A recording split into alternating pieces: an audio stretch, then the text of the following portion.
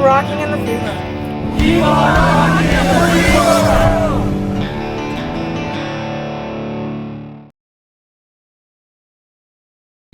Well, here we go. We got another one that decided to leave their RV in the parking lot for weeks and didn't move it, and looks like they're gonna get towed.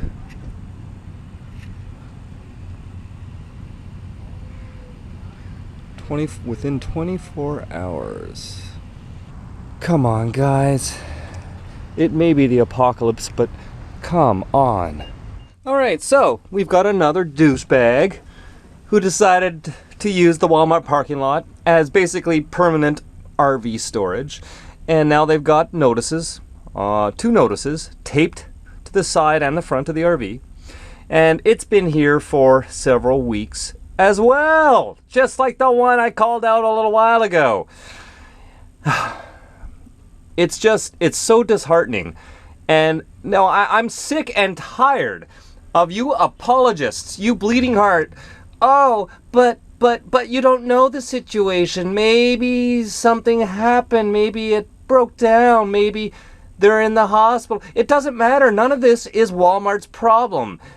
Look, if something like that happens, sure, I can understand you might stay an extra night and you ask the store permission or let them know what's going on so you don't get in trouble. But to leave it here for weeks, there is absolutely no excuse for that. None. Even if you're in the hospital, you call a tow company or you get someone else to tow it away or give them the keys and drive it away. You don't leave it here. Like, I'm sorry if that sounds insensitive, but like, for Christ's sakes, when I'm in a parking lot like this, I realize I'm on someone else's property, and I would not permit someone to leave their vehicle like that on my property, and neither should Walmart. So the fact that they got the notice up there now, this is a notice or a notice of removal. That means that someone's going to pay the money to have it towed out of here, and they're going to lose their motorhome. And I don't feel even a little bit sorry for whoever owns that motorhome at this point. Like, that's absolutely ridiculous. Come on. And all the other people here, there's a lot of other people in their RVs and vans here. Granted, it may be a little busier because of what's going on in the world right now, but everyone else here is respectful. They're not here day after day after day, and they don't leave their giant rig just parked there and never move it. So, I mean, this is the second time at the same location within a month, and you idiots then start complaining about Walmart. Not all of you watching this. I'm talking about those idiots. People in motorhomes like that, or they're going to complain that Walmart won't allow them to park here. And you know what? They'll just move on to another store, like maybe Home Depot or maybe Canadian Tire or something like that, and then they're going to abuse it there too. You know what? If you've got an RV like that and you can't move it because you're just lazy and disrespectful, then no, I don't have any sympathy. I don't. So call me an asshole, call me a jerk, call me whatever you want to call me if it makes you feel better, because you also think it's okay to squat and you want to have that privilege too. And you're going to get mad at me for calling out assholes. You know what? F yourself. You're all idiots. You're disrespectful. It makes all RVers look bad. Very bad. This is just, it's not acceptable. There is no excuse, even if you're in the hospital, even if you lost your job, even if you're broken down. You don't leave it in someone else's parking lot for weeks.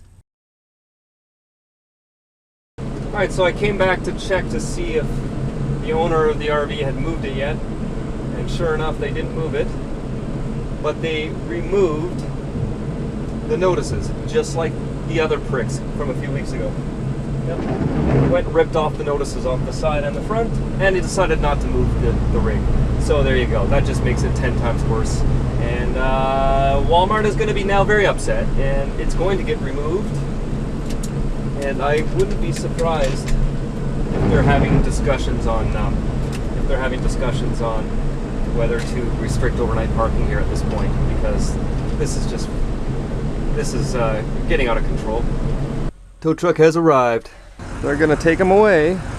They just turned the ignition on so that it's freewheeling and they can now tow it out of here.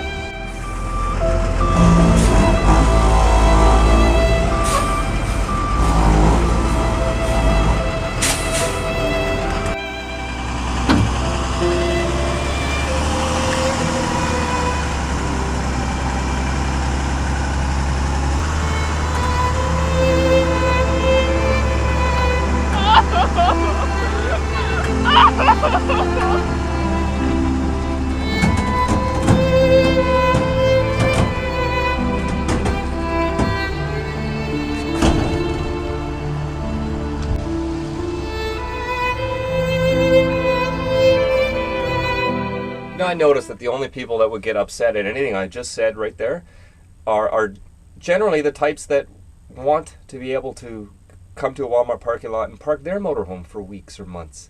They're the only ones getting upset. And I'm not the only one upset at this sort of thing. I talk to other people in their RVs and they're all pissed off at the same people because they're ruining it for all of us. This isn't me being an asshole. This is just common sense etiquette that you should have. If you're going to live on wheels and you don't own your own land or something like that, then you have to keep moving. You can't stay in one spot unless you have actual permission from the landowner or the business owner. What is going through someone's head that does that? Honestly, this is a common occurrence. It's not just this location. On that last video I did about this, the comment section was filled with people telling me about how they had the same problems with the same few bad apples in Walmarts all over the place, in different places across Canada and the USA. So obviously this is nothing special about this Walmart where I am right now. And I'm not even here overnight. I just come during the days and I do shopping, or I'm waiting for my girlfriend now, and then I see the same person in the same spot for weeks, and now they got the notices. How long is Walmart going to put up with this?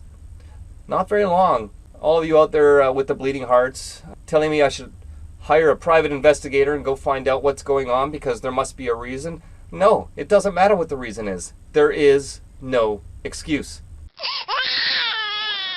Okay, to wrap this up, everything that I pointed out here has been discussed on previous videos from me and from many, many other people as well. And it doesn't just relate to Walmart parking lots.